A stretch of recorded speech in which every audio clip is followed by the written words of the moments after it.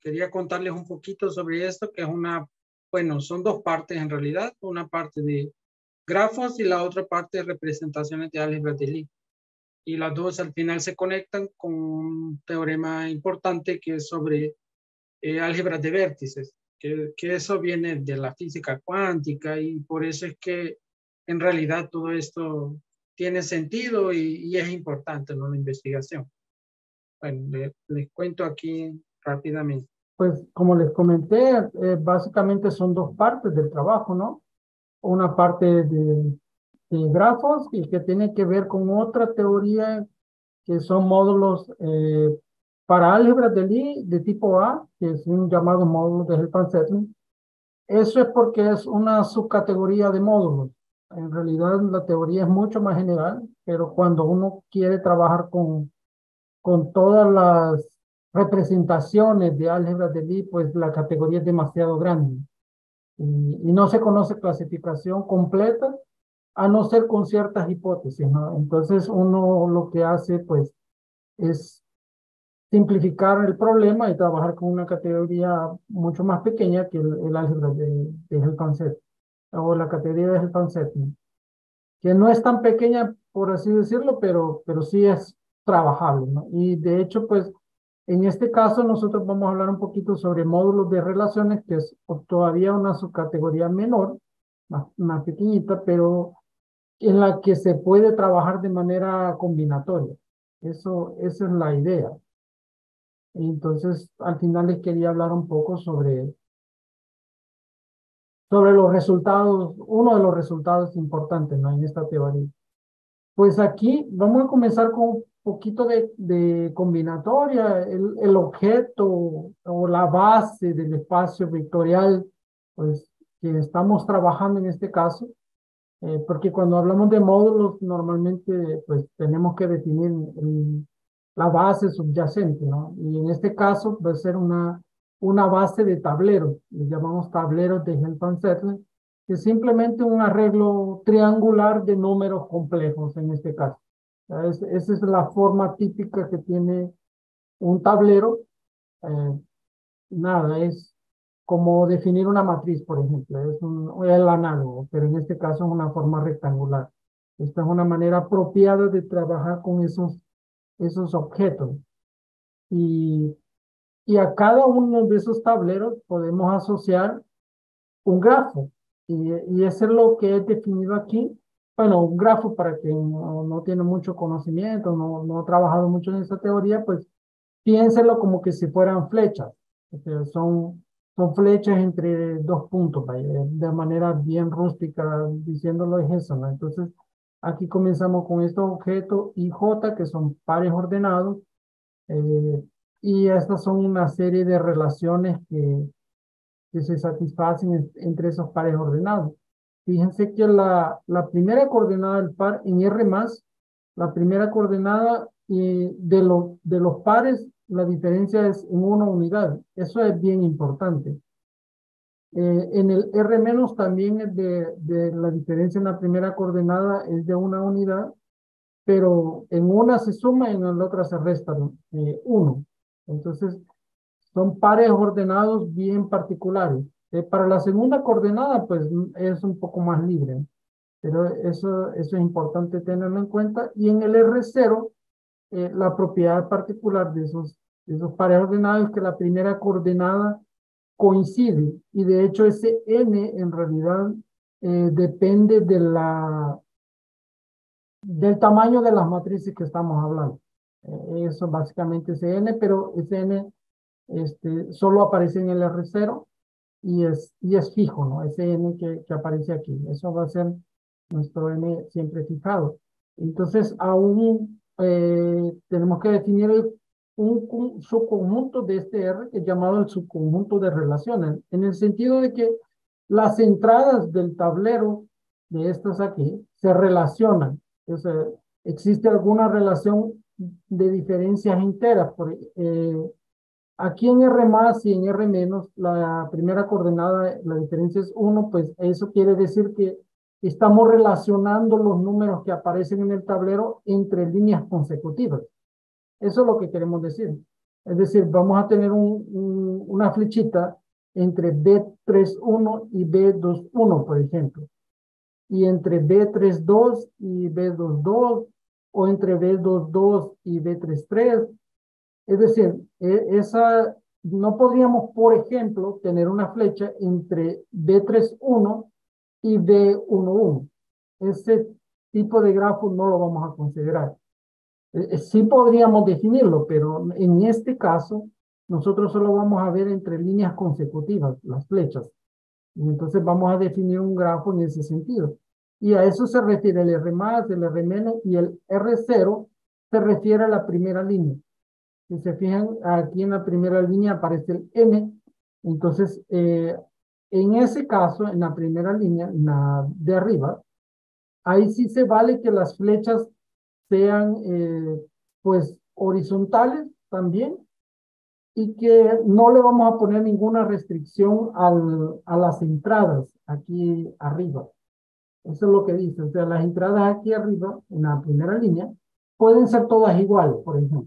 No pasa nada, no tiene ningún problema. Pero en el caso a partir de la línea siguiente, para abajo, todas van a tener una particularidad. Es decir, estos objetos y estos grafos no son tan arbitrarios como uno podría definirlo. Sí se puede definirlo, pero la cuestión aquí no es grafo, es también pues buscar grafos o tableros que nos lleven a un módulo sobre el álgebra de Lie de tipo A. Esa es la cuestión aquí, el problema en general siempre va a ser ese. Es decir, podemos definir el espacio vectorial, podemos definir el grafo, pero no siempre eso nos va a determinar un módulo sobre el álgebra de Lie. Y esa es la pregunta que es difícil de responder. Esa es una de las preguntas, ¿no? Hay varios resultados y de hecho esta presentación se basa en uno de ellos, que es el trabajo un poco más combinatorio. No, eso no clasifica todos los módulos, pero sí nos da un método combinatorio y pues podemos usar grafos para trabajar el problema, ¿no? Entonces vamos a trabajar en una subcategoría todavía más pequeña de Helton setting, que son los llamados módulos de relaciones. Y para eso se define ese conjunto. Bueno, aquí voy a hablar de álgebra de Lie de SLN+1 sobre los complejos. Eso significa nada más que son matrices de n por n+1, de matrices cuadradas, sobre los números complejos, y que el trazo de la matriz es 0. Ese tipo de matrices estoy considerando, nada más. Para cada álgebra de Lie podríamos hacer un trabajo similar, pero eso todavía está en construcción y aún no está completo. O sea, el trabajo más completo o los resultados más completos son en esta línea para tipo A. Y entonces se define este subconjunto que llamamos de relaciones, que relaciona las entradas, y lo que queremos son ciertos conjuntos que llamamos admisibles, es decir, conjuntos para los cuales sí el módulo o el espacio vectorial, que es este B de C de T de B, dada cada tablero, definimos un espacio vectorial. Para ese conjunto ser admisible o no, pues la pregunta es si este espacio vectorial tiene estructura de módulo cuando visto la G como álgebra de Lie, no como necesariamente solamente como matrices, ¿no? Sino que como álgebra de Lie. Entonces, ese, como les digo, es la pregunta, ¿no? Es la pregunta que es difícil de responder. Y entonces, además de eso, o sea, no es solo si es un módulo sobre el álgebra de Lie, sino que además la acción de los elementos del álgebra en el espacio vectorial es dada por las fórmulas que llamamos clásicas, fórmulas que Helton y Setting dieron originalmente. Existen fórmulas específicas para el álgebra G de tipo A, o para otras álgebras, pero ellos, Gelfand y Zetlin, lo que hicieron fue describir todos los módulos de dimensión finita. Eso es lo que hicieron con ciertas fórmulas que ellos describieron en su trabajo. Entonces la idea es, pues, agarrar esas mismas fórmulas, agarrar ese tablero y describir quiénes son esos conjuntos admisibles para los cuales tenemos una estructura de módulos. Entonces a este espacio vectorial BS de TDB es llamado módulo de Gelfand-Zetlin para G de relaciones. Es decir, este es un espacio vectorial generado por los tableros, pero además con las fórmulas de Gelfand-Zetlin se vuelve un módulo, un G-módulo. Entonces, como les comento, eso no siempre es cierto. Existen otros módulos que no son de relaciones, existen algunos que son. Por ejemplo, módulos de dimensión finita, esos todos son de relaciones. Esos son ejemplos de módulos de relaciones. Es decir, hay un tablero, hay un grafo asociado y con las fórmulas de Gelfand-Zetlin se vuelve un módulo. Hay otros módulos importantes como el módulo de Verma, pero de tipo genérico. Es decir, son módulos de relaciones, son módulos de Verma, pero no es cualquier módulo de Verma. Son una clase especial de módulos de Verma. Esa es la gran cuestión aquí. O sea, no quiere decir que todo módulo de Verma es un módulo de relaciones. Eso no es cierto en general. Existen otros módulos, módulos inducidos de módulos densos. Existen ejemplos. No quiere decir que todos los módulos, por ser densos, van a ser de relaciones automáticamente. Y también existen algunas clases que llamamos de módulos admisibles en el sentido de álgebras de vértices o vértices en español, que sería pues la parte que corresponde a la física, que es una parte de álgebras de vértices para quien ya ha estudiado, tiene que ver con esa parte de física cuántica y tiene mucho interés y muchas aplicaciones tanto de matemáticos como de física. Pero como les digo, la cuestión es que en todos los ejemplos, en todas las clases de módulos que podemos pensar, pues no necesariamente todos van a ser de relaciones. Y al contrario, la misma pregunta. Si yo tengo un módulo de relaciones, ¿eso quiere decir que es un módulo de dimensión finita? ¿O es un módulo de Verma? ¿O es un inducido? La pregunta es, ¿qué tipo de módulo me genera cada conjunto de relaciones? Ese es otro problema, esa es otra pregunta en abierto, que no tenemos la respuesta. Existen varias clases que sí logramos identificar, existen bastantes ejemplos, pero en general la pregunta está en abierto, es decir, es un problema en abierto que por sí solo es importante, pero si alguien tiene interés en trabajar en ese problema, ya es importante. Y no necesariamente para n arbitrario, porque alguien puede pensar que porque el n es arbitrario, no. El problema es el mismo para n igual a 3, por ejemplo. O sea, para SL4 es un problema difícil y describir cada uno de los conjuntos es difícil, es trabajoso y no es inmediata la respuesta. Lo que sabemos es para n igual a 2, o sea, para el álgebra SL3, la respuesta sí es conocida. Para n igual a 3. Y para n igual a 1, para n igual a 1 y 2, la respuesta es completamente conocida. Hay trabajos previos a este que ya dicen cuáles son todos los módulos de Gelfand-Zetlin, inclusive. No necesariamente de relaciones, todos. Pero para n igual a 1 o 2. Para n igual a 3, ya la cosa se complica y no es fácil de identificar. Y por eso es que les quiero hablar hoy de algunos casos para n igual a 3, donde sí se conocen. Entonces, básicamente la teoría que se construye, que Futorni, Ramírez y Yang construyen, es para decir qué tipo de grafo yo tengo que considerar para que sí yo esté trabajando con un módulo. Hay toda una teoría en esto, no es, yo me estoy saltando los detalles, obviamente, hay mucha cosa que hablar, pero ellos básicamente reducen el problema a un conjunto de relaciones que les llaman preadmisibles, porque, pues, por ejemplo, no tiene lazos, no es un grafo que sea, pues, que se intersecten las flechas. Es decir, tiene una serie de condiciones, ese grafo, y para cada uno de esos conjuntos, además de tener todas esas propiedades, va a ser admisible si ese grafo, ese conjunto puede ser descompuesto en dos subgrafos, en dos pedacitos para cada par de entradas en la tabla o en el tablero. Cuando uno se lo está imaginando aquí imagínense que tienen las relaciones, tienen el grafo.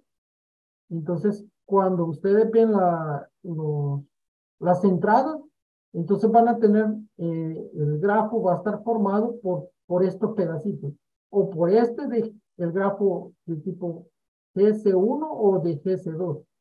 Entonces, estos son los pedacitos de grafo que aparecen cuando el grafo es conexo, ¿no? O sea, si en la parte conexa del grafo, entonces uno tiene que aprender a identificar esto, ¿no? Para entradas en la misma línea. Por eso es que aquí en este GS1 aparece el par ordenado KI y KJ. Eso, como la primera coordenada es igual, significa que estamos viendo la misma línea del tablero. Y entonces se forma este grafo para líneas en el mismo tablero, para entrar en la misma línea del tablero, y se forma como un diamante. O cuando uno ve en la misma línea K, pero dos entradas diferentes, pues entonces un grafo va para arriba, para la siguiente línea, y el otro, y tiene que tener una flecha que esté bajando desde la línea consecutiva. Si se fijan, aparece K y K más 1, K más 1 y K en la primera entrada. Como les digo, siempre vamos a estar viendo entradas en líneas consecutivas. Igual aquí en el primer grafo aparece K y K más 1, K y K menos 1, porque estos serían tres líneas consecutivas del grafo. Entonces, el primer problema es reducirlo al tipo de grafo que podemos describir de esta manera más sencilla. Es decir, un grafo puede ser bien complicado, puede ser unión disjunta de componentes conexos, pero en cada componente uno tiene que ver si aparece este o este. Eso es una cosa, y ya fue resuelto por esta condición. Entonces, cuando uno ve el grafo y verifica que todas esas condiciones se satisfacen, pues uno dice, entonces sí, tengo un módulo de tipo A. Esto es lo que este trabajo de Futones, Ramírez y Yang concluye. ¿Cuándo es que eso va a ser posible? Entonces, si el grafo no tiene esas condiciones, pues simplemente sabemos que no es un módulo. Ya, esa es la conclusión. Por ejemplo, aquí hay un ejemplo de grafo. Si se fijan, son dos componentes conexas, una es grande, esta de la derecha, y la otra componente conexa es más simple porque solo es una flecha. Entonces, quiere decir que entre 3,1 y 3,2 no hay ninguna flecha, es decir, no hay ninguna relación entre ellos. Eso se traduce formalmente en decir que el número complejo que aparece en la posición 3,1, cuando yo lo resto del número complejo que aparece en 3,2, esta resta no es entera. Eso es lo que quiere decir. Igual para 4,1 y 4,2, para 2,1 y 2,2, siempre viendo la misma línea, o líneas consecutivas. Entonces, aquí, por ejemplo, el 4,2 y 3,2 significa que, que la diferencia entre el complejo que aparece en 4,2 y el complejo que aparece en la posición 3,2, esa diferencia, cuando la hago así para abajo, significa que la diferencia es entera, no negativa. O sea, el 4,2 restado del 3,2, esa diferencia es entera, no negativa. Y cuando hago la resta de 3,2 y 4,3, esa diferencia, en ese orden, por eso que he dirigido, esa diferencia es entera estrictamente positiva. Eso es lo que estaba diciendo. El R más, el R menos, Y el R0 que aparece aquí, que aparece en 4.3 y 4.2, lo que está diciendo es que el complejo que aparece en 4.3 y 4.4, esa diferencia, cuando hago esa diferencia en esa orden, de izquierda a derecha, esa diferencia es entera, mayor o igual que 0. Eso quiere decir. Y como les decía, en la línea de arriba, en la cuarta línea en este caso, ahí pueden ser iguales, no hay problema. Que 4.3 y 4.4 sean iguales, no hay problema. Eso no hay ninguna limitante en ese sentido para esa última línea. Aquí en la línea 3.2 y 3.3, aquí sí hay una limitante porque no pueden ser iguales. Y de hecho, si uno lee el grafo, es imposible que sean iguales. Por lo que, por ejemplo, 3.2 va para arriba la flecha, quiere decir que 3.2 es mayor que 4.3 y la diferencia es entera, estrictamente positiva. Entonces no tienen como ser iguales. Aunque 4.3 y 4.4 fueran iguales, pues ya es imposible que 3.2 y 3.3 sean iguales porque pues ya hay una diferencia estrictamente positiva aquí, ¿no? Y aunque 4.4 y 3.3 fueran iguales también, no es posible que 3.2 y 3.3 sean iguales. ¿Ya? O viéndolo para abajo también, cuando hace uno 3.2 y 2.2, esta diferencia que viene hacia abajo es entera mayor o igual que 0, pero 2.2 y 3.3, la diferencia es estrictamente positiva. Entonces no hay cómo que sean iguales. Y lo mismo va a suceder para cualquier otra línea. Ese es el cuidado que uno siempre tiene que tener. Entonces, este es un ejemplo de grafo que sí es de relaciones, que sí es admisible en el sentido de que nos va a dar un módulo. Y un tablero que satisface ese grafo, pues es este, por ejemplo. Este es un tablero que satisface ese grafo, justamente. Si se fijan aquí, la línea 3.1 y 2.2, lo que está diciendo justamente que esta diferencia entre pi y pi es entera mayor o igual que 0, en particular es 0. Pero cuando uno ve 4.2 y 3.2, por ejemplo, 1 menos 0, ese es 1 que es entero positivo, y 0 menos 1, 0 menos 1 es 1, que es entero positivo exactamente. Por eso que la flecha aquí va para arriba. Aquí las entradas son iguales, por eso que la flecha es horizontal. Y aquí para abajo puede ser, la diferencia puede ser entera mayor o igual que 0. Por eso que pueden ser iguales inclusive. Pero si se fijan, en 3.2 y 3.3, la diferencia no es 0. De hecho, se ve evidentemente que son diferentes, ¿no? Entonces, este es un tablero que satisface el grafo dado y que el grafo cumple estas condiciones, ¿no? Cuando uno ve, se verifica una de las dos condiciones en este grafo, ¿ya? De hecho, se verifican las dos, ¿no? Cuando se ve 3.2 y 3.3, pues hay una flecha que sube y hay una flecha que baja. Pero también cuando se ve 3.2 y 3.3, pues está la flecha que sube para 4.4, una flecha que va de 4.3 a 3.3 y una que va de 3.2, 2.2, 2.2, 3.3. Entonces se forma el diamante que aparece en esta condición. Entonces, pues en este caso particular aparecen las dos. No necesariamente las dos van a aparecer, pero si aparecen está bien. ¿Y qué es lo que sucede cuando uno verifica eso? Bueno, uno no está viendo solo un tablero.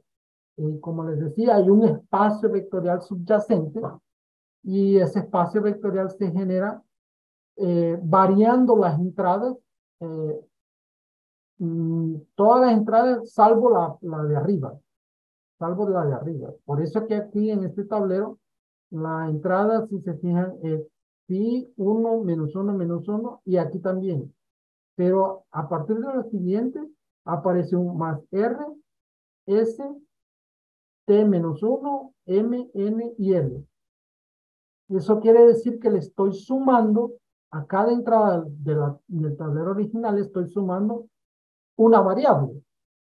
Y en este caso, todas las variables L, M, N, R, S y T, todas son enteras.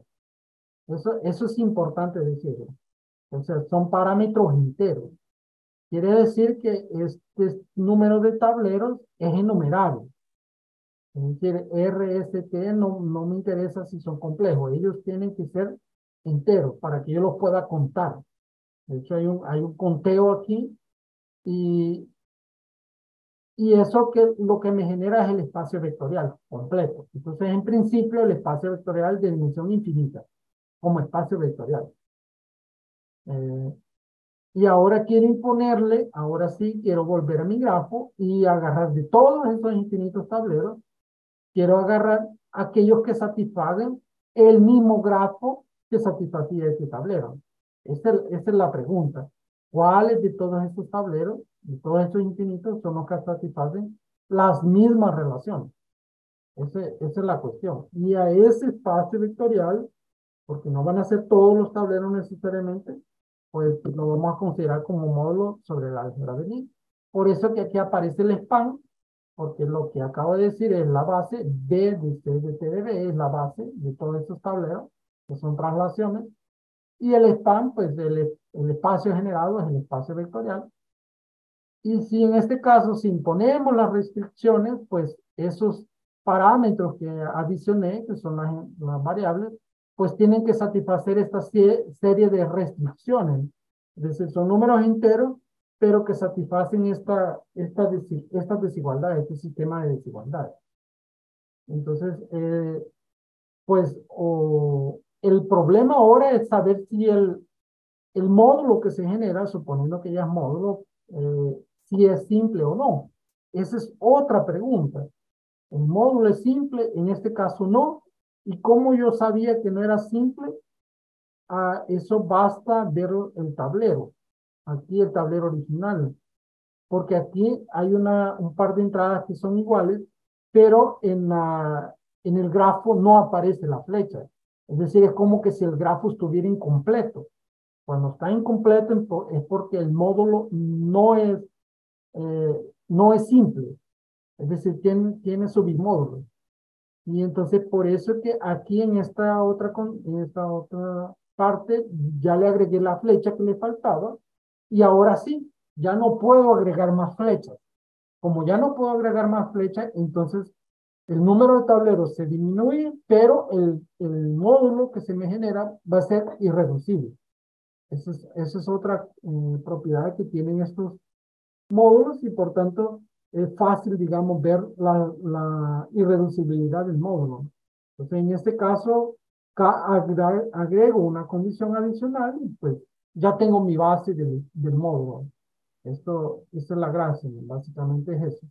Igual aquí puedo ponerle una flecha para arriba y entonces el grafo sigue estando completo, pero la tabla cambia porque le tengo que sumar pi más 1, ya no es pi, en la última de arriba para que la flecha vaya para arriba.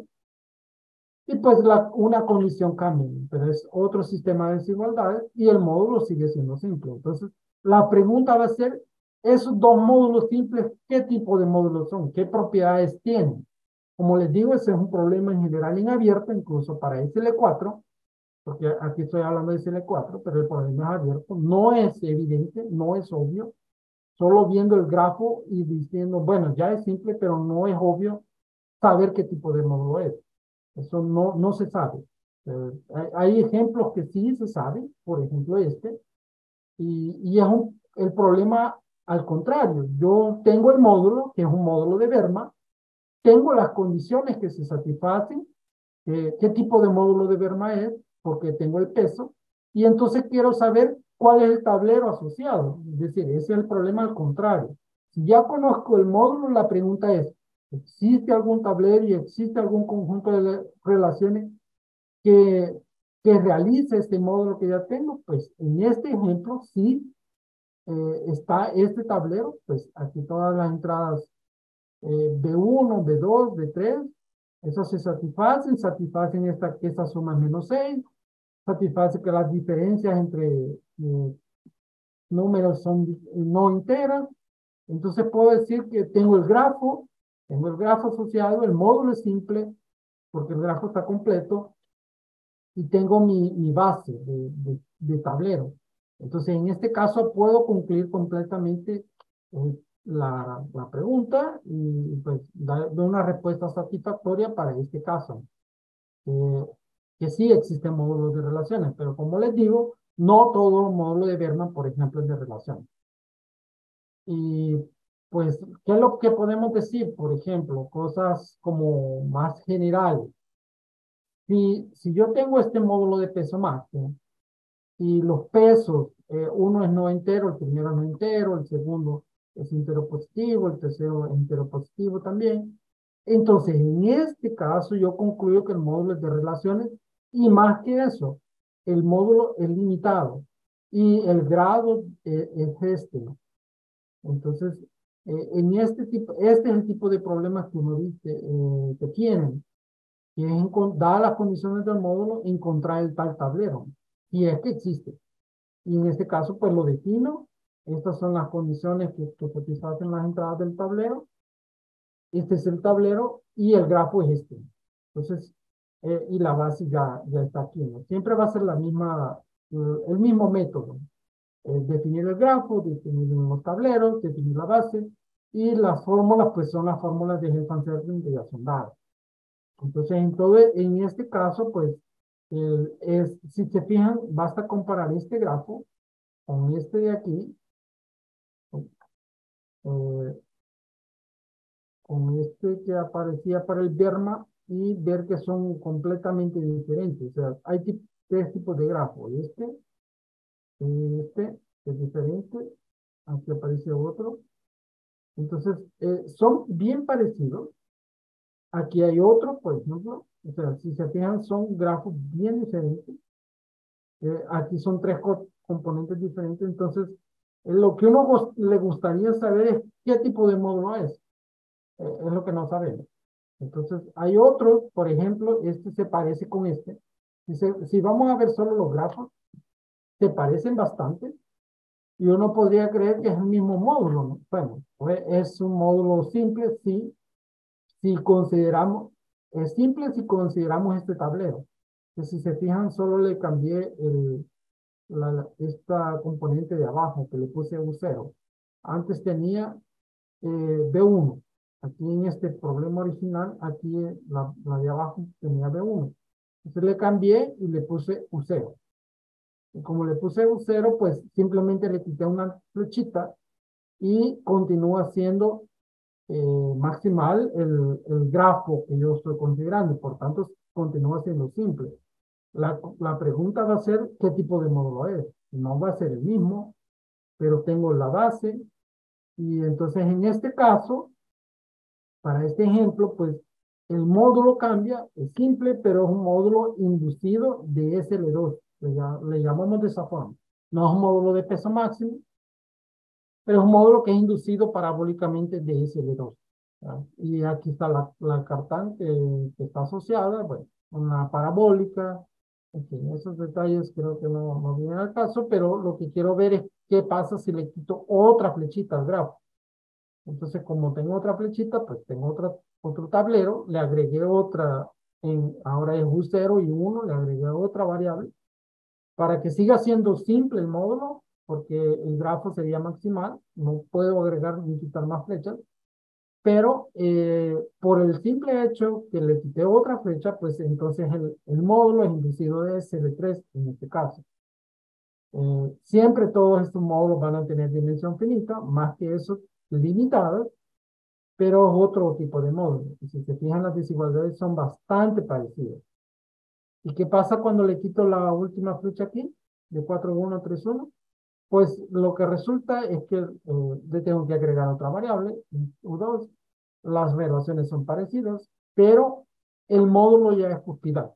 O sea, el módulo es denso, en este caso. Entonces si se fijan, tres ejemplos de grafos que casi dan los mismos tipos de módulos, casi, pero no son iguales. Tienen propiedades muy diferentes. Todavía tengo este otro ejemplo que es un poco diferente del grafo, pero si se acuerdan, el módulo de Berman tenía de 4-3 para 3-3 tenía una flecha y de 2-1 para 1-1 tenía una flecha también. Entonces simplemente al Berman le quité 2 flechas. Cuando hago eso, pues la misma pregunta, ¿no? ¿Qué tipo de módulo tengo? En este caso, pues aquí está el tablero, le agregué un 1 aquí y un 0 aquí. Para siempre lo que estoy tratando es que el módulo sea simple. Es decir, busco el tablero de tal manera que no pueda agregarle ni quitarle más flechas. Eso es lo que estoy haciendo. Y en este caso, pues, el módulo es inducido parabólicamente, pero el álgebra de Lie es una suma directa de álgebra. Entonces, todavía es más desconocido, digamos, para nosotros, cuándo es que va a aparecer solo un álgebra, como en este ejemplo aquí aparecía SL4, en el anterior apareció un SL3, en el anterior apareció un SL2 y así por delante, pero en este ejemplo aparece ya el álgebra como una suma directa. Eso tampoco en general es conocido, ni para SL4. Es todavía una pregunta en abierto.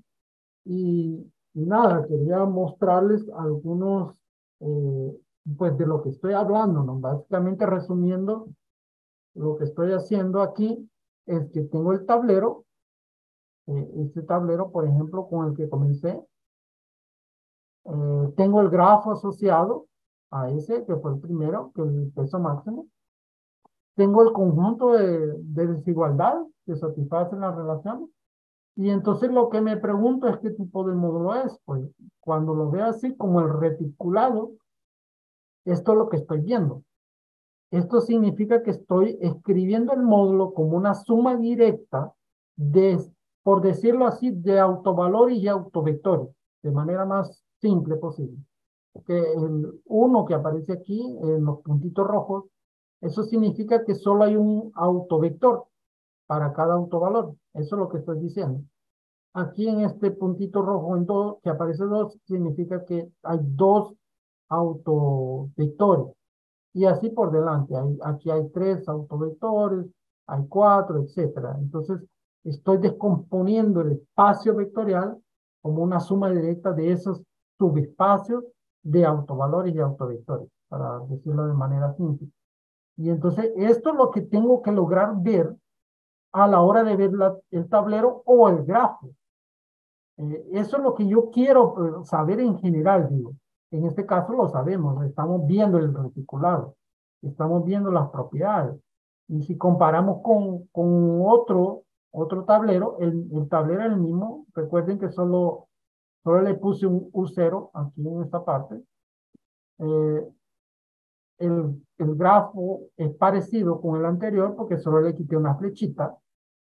Las relaciones son parecidas, pero ahora si yo veo el reticulado del grafo, del módulo, entonces ven que aparece un pedazo más a la derecha, comparado con el anterior. Aquí el de arriba a la derecha aquí no tenía nada. De hecho, aparece la acción de todos los elementos del álgebra de Lie como cero, como siendo cero a la derecha. Y aquí no. Aquí hay algunos que ya, por ejemplo, el E12, no sé si se logra ver, pero este es el E12. Ese ya no, la acción es cero. Los otros continúan siendo cero. Entonces, si se fijan, las propiedades del módulo son diferentes, pero siempre va a tener la propiedad de que las dimensiones van aumentando, pero hasta un cierto valor. Por eso se llaman módulos limitados, porque las dimensiones de los espacios van a crecer hasta una constante determinada. No pueden crecer indefinidamente en este tipo de gráficos. Aquí es lo otro que les había puesto, que simplemente le puse 2 variables y básicamente le quité 2 flechitas. Las relaciones son las mismas, pero aquí aparece otro reticulado, que ahora lo que resulta es que ya no solo a la derecha, sino que es un plano completo, ¿no? O sea, son 4 octantes lo que está cubriendo el módulo. Y, y solo para arriba es que la acción es cero. O sea, E34, E24 y E14. Esos son los elementos del álgebra que hacen cero el módulo. que la acción es cero en algún momento. Entonces, pues, de nuevo, solo por quitarle una flechita, ¿no? Y al quitarle una flechita más todavía, pues, resulta aquí, cuando le quito la flechita, resulta que el reticulado se vuelve este.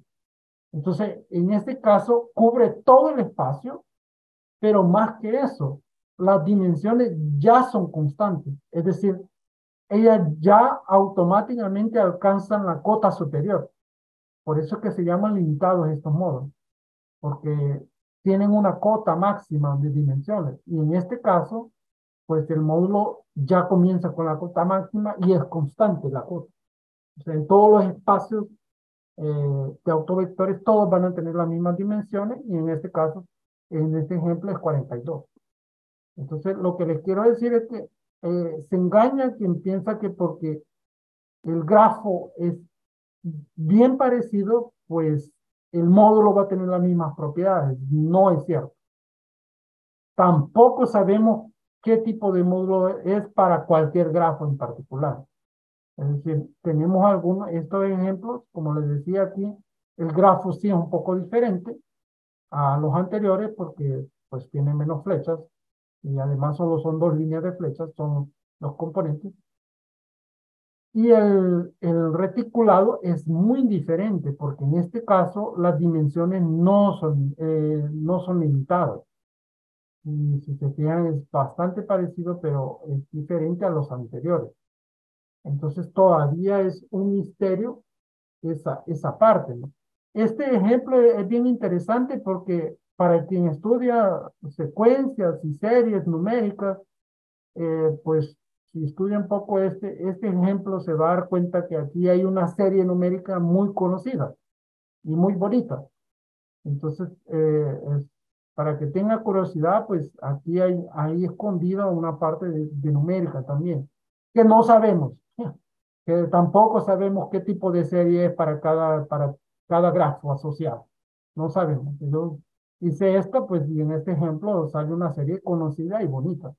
Pero decir que en general sabemos cuál es la serie, no, tampoco sabemos. Eh, Aquí hay otro ejemplo, y eso es lo que me interesa también, que es la parte más interesante, digamos, de las más interesantes en esta investigación, que es uno de los resultados, como les decía, en física matemática. Aquí no voy a tener mucho tiempo de entrar en detalles, pero quería poner el ejemplo importante. Es un ejemplo, un primer ejemplo.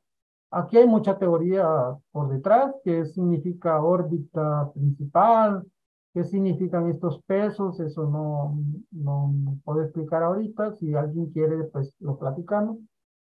Pero resumidamente, órbita principal o órbita en general es en el sentido geométrico del álgebra de Lie.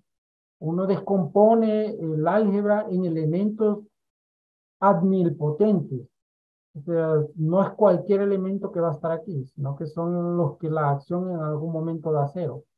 Y eso es lo que estamos descomponiendo aquí en el álgebra y por eso es que aparece solo una órbita. Cuando vemos esa órbita, pues aparecen pesos asociados de esta forma en particular, con estas condiciones. A veces naturales, la suma es menor o igual que menos uno.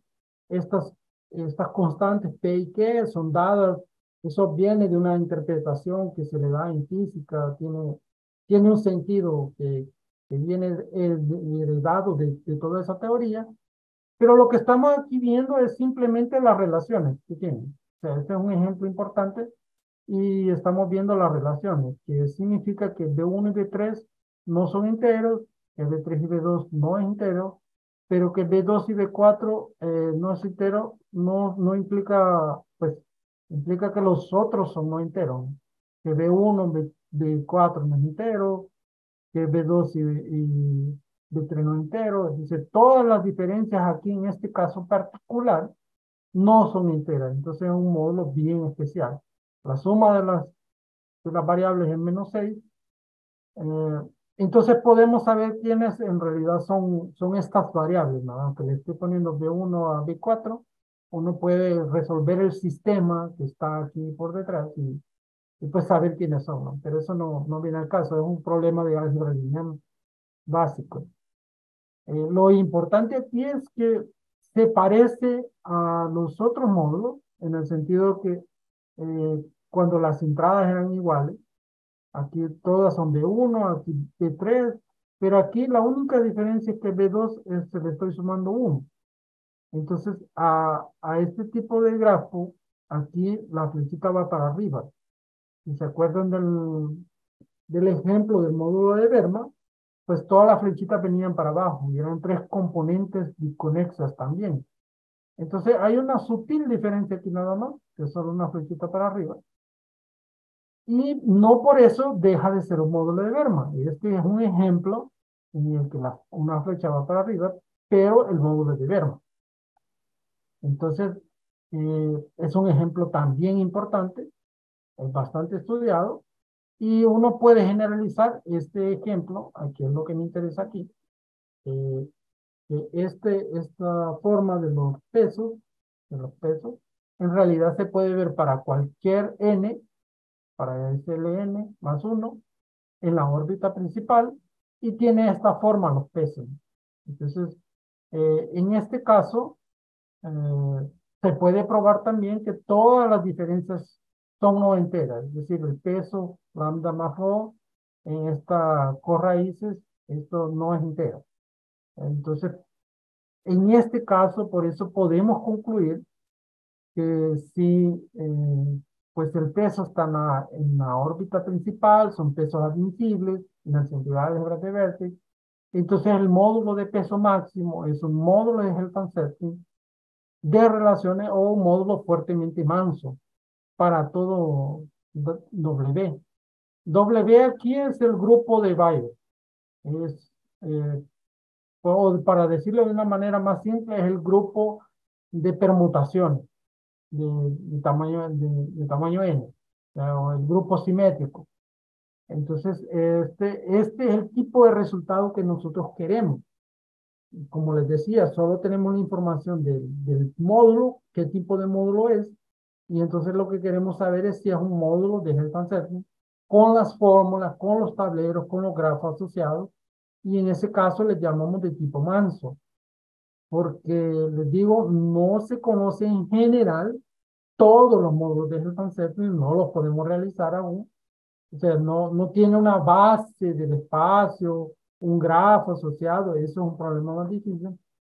Cuando vemos esos tipos de módulos con grafos, entonces les llamamos de tipo manso. La otra clase es salvaje. Literalmente es salvaje la clase. Hasta para SL4 es demasiado complicado trabajar. Entonces, por eso que nosotros queremos eso. ¿Y qué es lo que estamos diciendo aquí? Pues que hay un grafo de por medio, ¿no? Que hay un grafo asociado. Y eso es lo que estoy queriendo decir aquí. En este ejemplo, ¿no? Volviendo a SL4, pues yo tengo el peso, tengo las entradas, construyo mi tablero y entonces, pues aquí hay un grafo asociado, hay un módulo, entonces yo sé que en este caso la tabla TDB me va a dar un módulo de Verma, que es el que aparece aquí en la primera columna, un módulo de Verma. El grafo es este, los parámetros satisfacen estas condiciones, eso es lo que quiero decir. Pero a ese grafo asociado existen otros, ¿no? La misma cosa de ir quitando flechitas. Vaya, de manera así bien simple, lo que estoy haciendo es quitando flechitas de la primera línea para la segunda. Le quité una flechita de abajo. Y entonces la pregunta siempre va a ser, ¿qué pasa con ese módulo? Primero, en la primera columna, si se fijan, aparece otra anotación. Ya no es el módulo de Verma, es otro módulo que es conocido en la literatura como el módulo localizado. Eso es otro nombre que se le da para otro tipo de módulo. Pero las desigualdades que aparecen son bien parecidas. El grafo es bastante parecido. Igual aquí en esta tercera línea aparece una flechita, simplemente lo que hice fue, de la primera para la tercera, solo cambié la dirección de una flecha, de esta última. Eso es lo único que cambió. El resto del grafo parece igual. Pero eso quiere decir que el módulo, que aparece en la primera columna, es muy diferente. Es un localizado, pero cocientado todavía por este de aquí. O sea, ya este tercero es simple de nuevo. El segundo no es simple porque falta una flecha, justamente. Entonces, y el último es, falta una flecha, pero además de faltar una flecha, ahora todavía puede ser simple, solo que aparece otro tipo de módulo que es localizado y torcido. Es decir, estoy además de localizando, estoy cambiando la acción del módulo. Y cuando cambio la acción, entonces, aunque falte una flecha, como en el segundo caso, el módulo sigue siendo simple.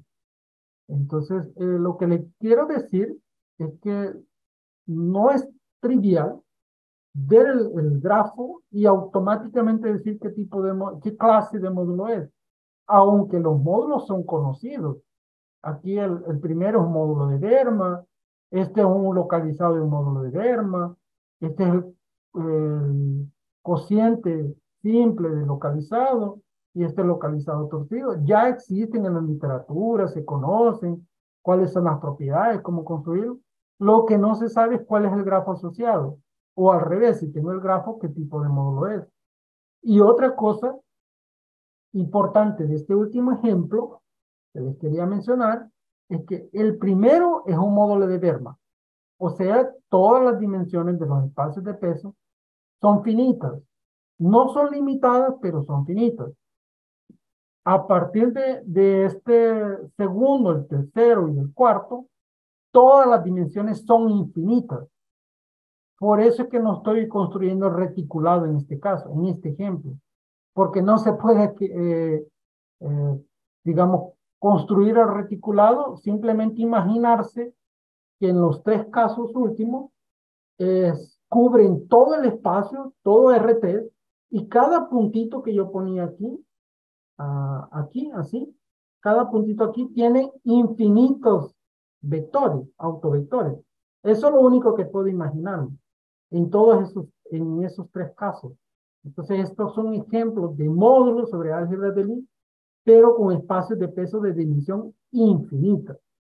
Entonces, como les digo, pues es un problema bastante difícil todavía, que uno no logra identificar las propiedades del módulo, aunque los grafos son bastante similares, y a veces uno cree que es dimensión finita, pero no lo es. O sea, no hay un criterio aún para eso.